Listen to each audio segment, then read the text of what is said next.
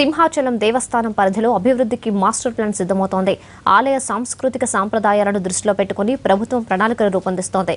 దేవస్థానం స్థలాల్లో అంతర్జాతీయ పాఠశాలలు, వ్యవసాయ, వైద్య, ఇంజనీరింగ్ విద్యాలయాలు ఏర్పాటు చేయాలని యోచిస్తోంది ఏపీ సర్కార్.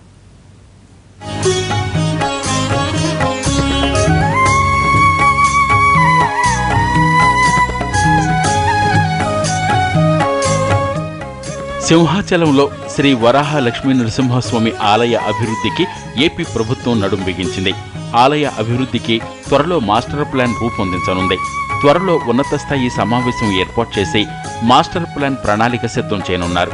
టీటీడీ తరహాలోనే స్వామివారి పేరున విద్యా సంస్థలు ఏర్పాటు చేసేందుకు ప్రతిపాదనలు సిద్ధం చేస్తోంది ప్రభుత్వం.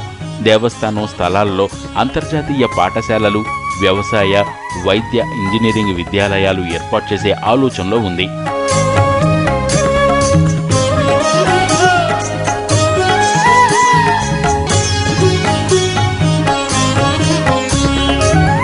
సాంస్కృతిక కేంద్రాలు, అక్షయ పాత్ర, వంటశాల నిర్మాణం చేసేందుకు ఇస్కాన్ ముందుకొచ్చింది.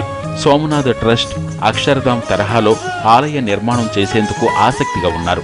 ఇందుకు 25 కోట్లు ఆ సంస్థ కేటాయించింది. దేవాలయ సంస్కృతి సాంప్రదాయాలను దృష్టిలో ఉంచుకుని చారిత్రాత్మక ఘనతను చాటే విధంగా అభివృద్ధి చేస్తామని తెలిపారు మంత్రి గంటా శ్రీనివాసరావు. ఏదైనా మనం టెంపుల్ సంబంధించి ఫ్యూచర్లో ఎక్స్పాన్షన్ కానీ డెవలప్మెంట్ గా చేసేటప్పుడు టెంపుల్ యొక్క హెరిటేజ్, దాని గ్లోరీ, దాని యొక్క ఇంపార్టెన్స్ తగ్గకుండా ఇంకొంచెం బెటర్గా ఉండేట్టుగానే మనం డెవలప్మెంట్ చేసుకోవాల్సిన అవసరం ఉంది.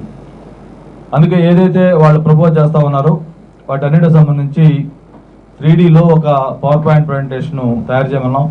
మొత్తం గూగుల్ దీంట్లో పెట్టి ఎగ్జిస్టింగ్ ఎలాగుంది, ఫ్యూచర్ డెవలప్మెంట్ చేస్తే ఏ విధంగా వస్తుంది, టెంపుల్ ఎలివేషన్ ఏ విధంగా ఎఫెక్ట్ కాకుండా ఉంటుంది, ఇంకా అది కొంచెం ఎలివేట్ అవుతుంది చూసేది విధంగా మొత్తం ఒక ప్రజెంటేషన్ ఇవ్వమని చెప్పాం.